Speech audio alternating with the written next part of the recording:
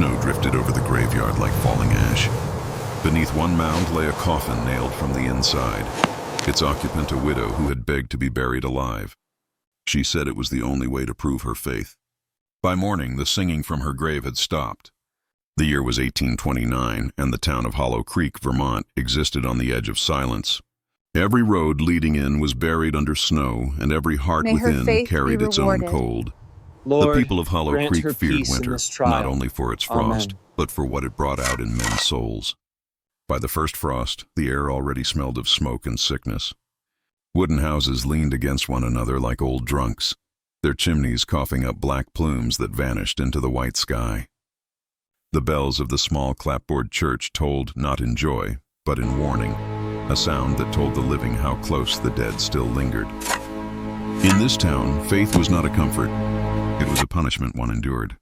Each family prayed loudly, as though silence itself were a sin. Men read the book by firelight, women whispered psalms over the sick. And through it all, one name had begun to echo through pews and parlors alike: Eleanor Whitford, the widow from Hollow Creek Road. Lord, she had lost her husband to the sawmill last spring. Testament. The wheel had crushed him whole, leaving her with a small house, no children, and a heart hollow enough to invite spirits in. At first the townsfolk pitied her, but pity in Hollow Creek never lasts long.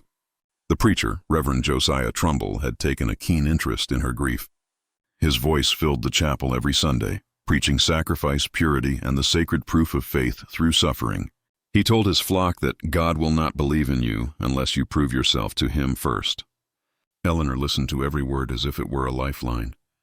She began to attend service twice daily, even in snowstorms that froze the river solid. Villagers would find her kneeling outside the church at night, whispering verses to no one.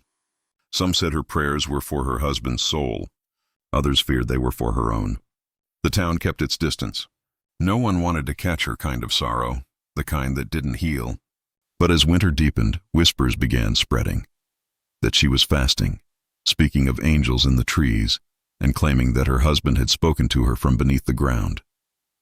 And one night, as the bells tolled for vespers, she was seen standing before the church door, murmuring, "If faith must be proven, then I shall prove it with my life." Would you have stopped her, or followed her into the snow? Eleanor Whitford's cottage stood at the edge of Hollow Creek Road, where the forest began to swallow the last of the town. Her husband's tools still hung on the wall: an axe, a rasp, a saw dulled by years of honest labor. She hadn't touched them since the accident. They waited there like relics of a life she no longer belonged to. By midwinter, the widow had grown thinner, her eyes hollow, her skin pale as milk. She walked barefoot through the snow, muttering fragments of scripture that sounded less like prayers and more like bargains. To her neighbors, she was grief made flesh, a woman whose mourning had become a kind of worship. Some said they saw her at dawn, kneeling by the frozen creek where her husband's body had been found. Her breath rose in clouds that looked almost like smoke from a dying fire. She would press her hands into the ice until her skin cracked, whispering, "Lord, take the pain, leave the proof." The Reverend Trumbull watched her from afar. His sermons had always carried a feverish conviction, but since her loss they burned with something darker. He told his congregation that faith without sacrifice was no faith at all, that only those who suffered willingly could truly meet the gaze of God. And in the front pew sat Eleanor, eyes wide, lips trembling, nodding at every word. She began fasting, first for a day, then 3, then 7. When asked why she refused food, she said that hunger was a form of devotion, proof that the spirit outweighs the flesh. Her hands trembled constantly, yet her voice never lost its calm. The town midwife, Mrs. Linton, visited once and found the house stripped bare. No bread, no firewood, no warmth but for the candlelight flickering beside an open Bible. On its pages, Eleanor had written strange markings, circles, names, and a single sentence repeated across the margins: "The grave is not the end if faith is pure." When Mrs. Linton begged her to eat, Eleanor only smiled. "I am preparing," she said softly, "for my proof." From that day on, she stopped attending church services altogether. Instead, she was seen at the cemetery at night, tracing crosses in the snow and speaking softly to the ground. One evening, a neighbor passing by heard her whisper to the dark earth, "If death is where faith is tested, then I must take the test myself." The next morning, her shovel marks were found behind the cottage, fresh soil turned under the moonlight. Tell me in the comments, do you believe this was devotion or madness? By the winter of 1829, Reverend Josiah Trumbull had become more than a preacher. He was the voice of God to a frightened town. His sermons echoed through the chapel like thunder in a wooden box, shaking the hearts of those who dared listen. He preached of flames, of proof, of bodies that must suffer to be cleansed. The pews filled every night, not from faith, but from fear. Trumbull was a tall, angular man with hands that looked carved from the same oak as his pulpit. His eyes glimmered with conviction that bordered on lunacy. He spoke of a second birth, a rising beyond flesh, and he claimed that only those who offered themselves completely could be chosen.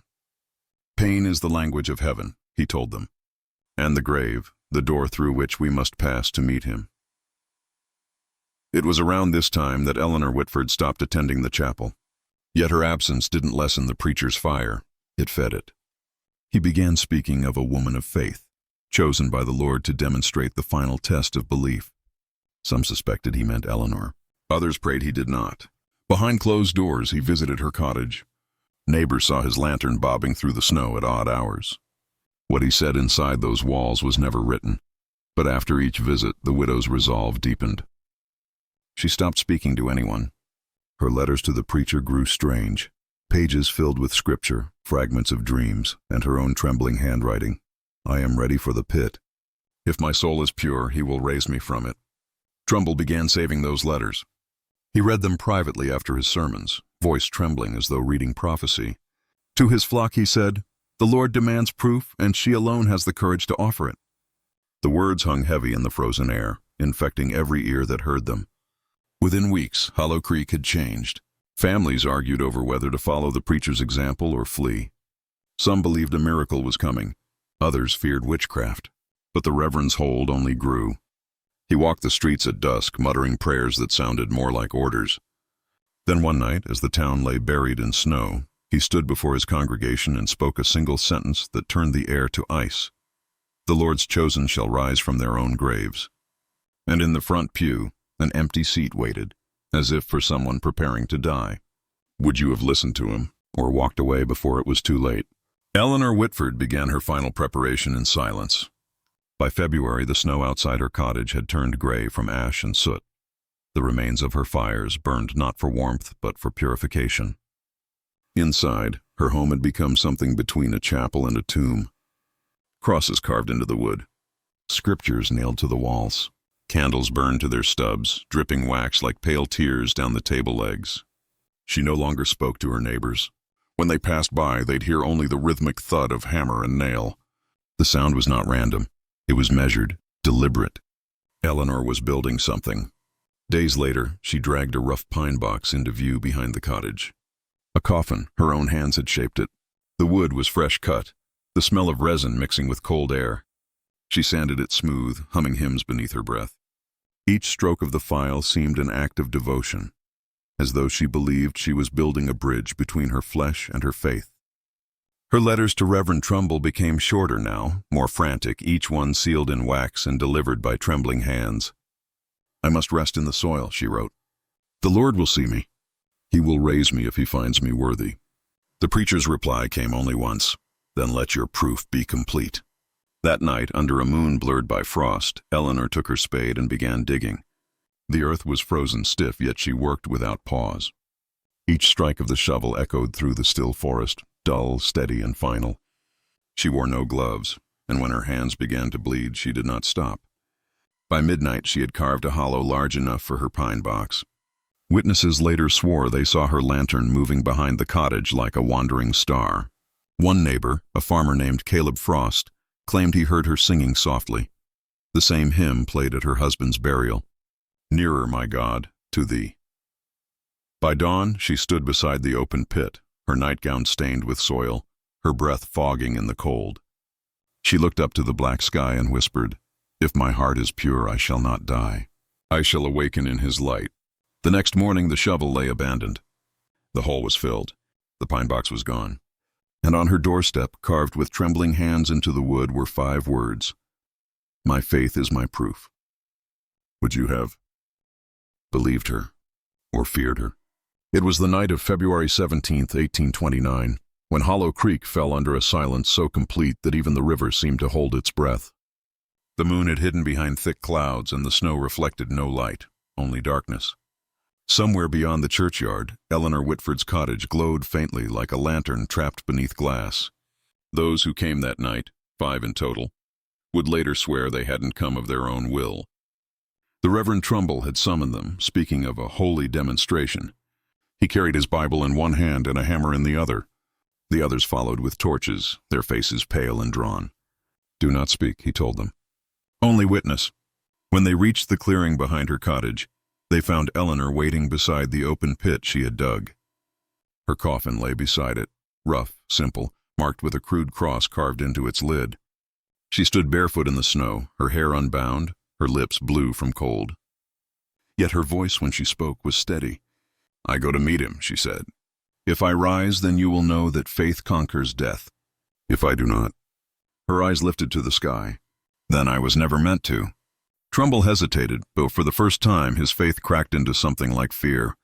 But Eleanor's calm frightened him more. She stepped into the coffin without trembling, laying her hands upon her chest as though in prayer. "Nail it," she whispered.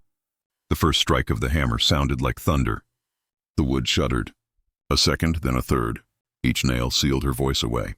Still through the wood they heard her singing, softly, faintly, "Nearer, my God, to thee." The men lowered the box into the pit. Snow began to fall again, slow, heavy, soundless.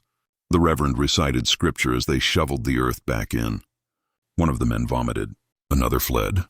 Only Trumbull kept his composure, though his lips shook as he muttered, "From dust thou art, and unto dust thou shalt return." When the last clump of soil hit the mound, the hymn ceased. The world fell still. They waited. Minutes passed. Then hours. Nothing moved but the wind. At dawn they returned.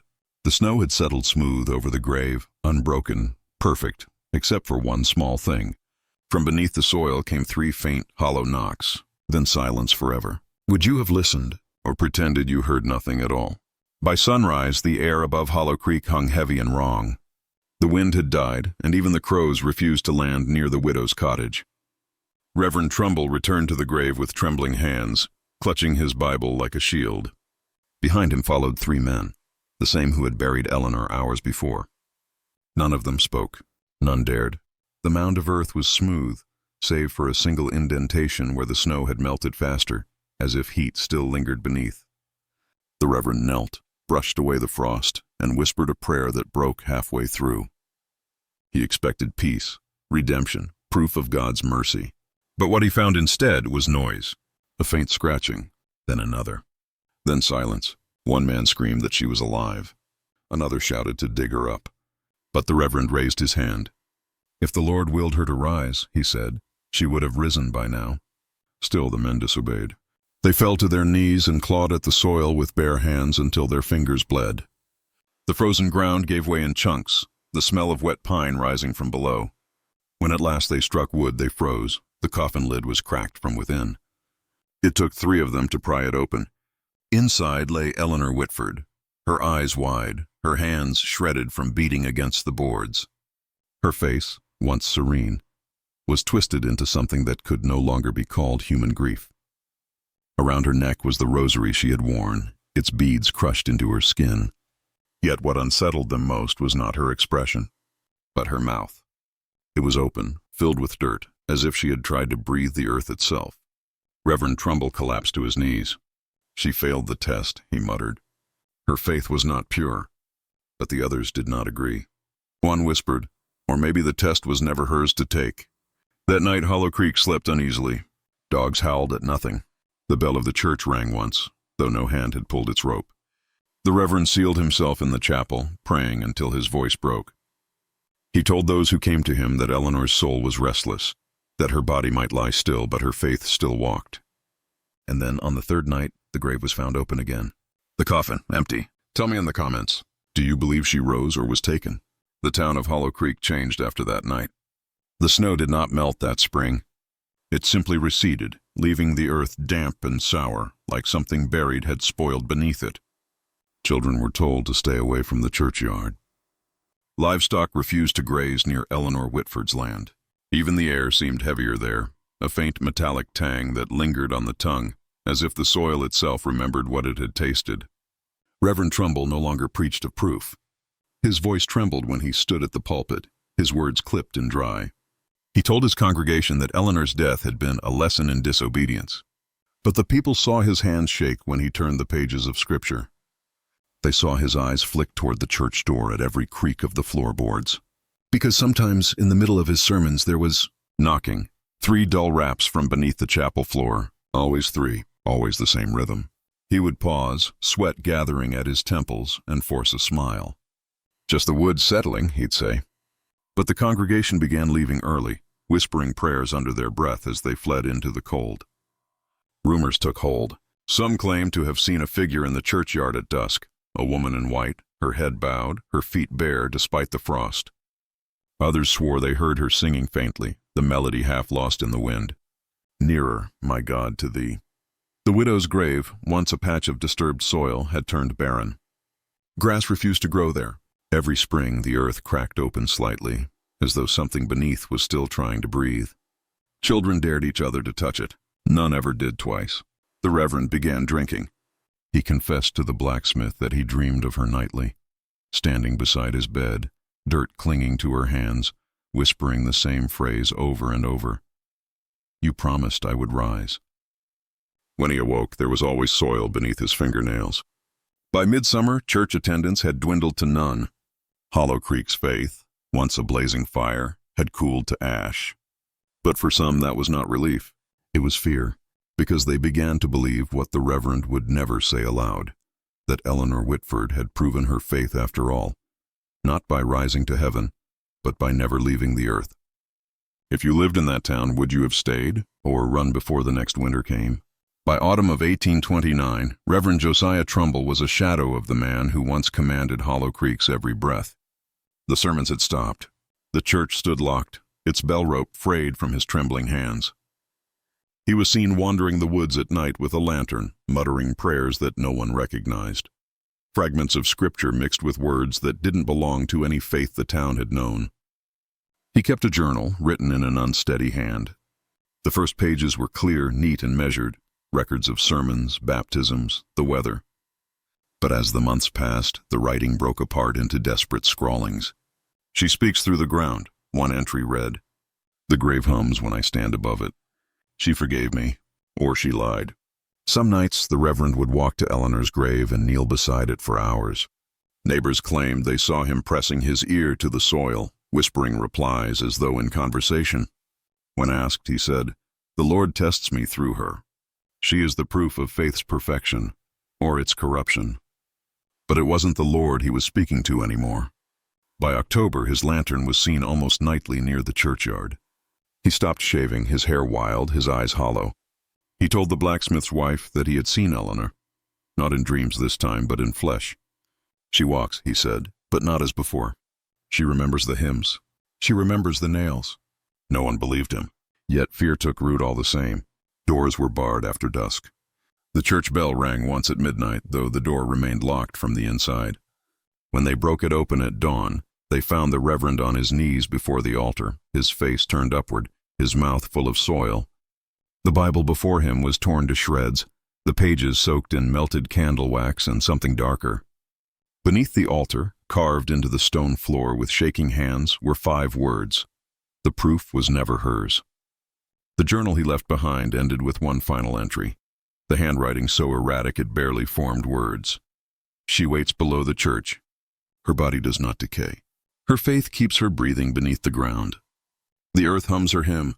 That night, townsfolk saw his lantern one last time, drifting into the fog-covered graveyard. It never returned. If you saw that lantern moving in the mist, would you have followed it? A week after Reverend Trumbull vanished, the townsfolk gathered at dawn, shivering in the thin October mist.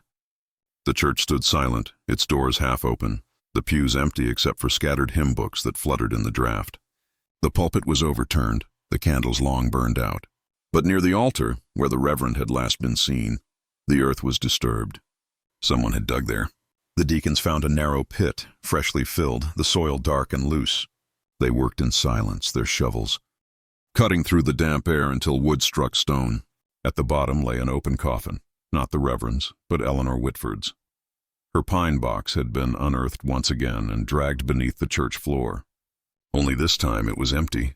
The elders resealed the ground in secret before nightfall. They told no one outside the church. They erased Trumbull's name from the parish registry, burned his journals, and declared the building cursed. The bell was removed from the steeple, its iron blackened by something no one could explain. The following Sunday, the congregation prayed outside in the snow. No one crossed the church's threshold again.